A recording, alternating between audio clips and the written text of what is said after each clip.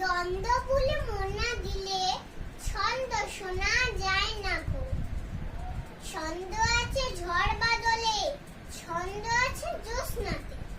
দিন দুপুরে পাখির ডাকে, ঝিঝির ডাকে খোল রাতে।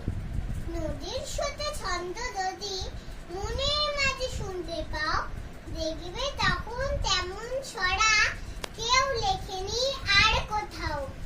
ছন্দে চলে ঘড়ির কাঁটা, ছন্দে বাঁধা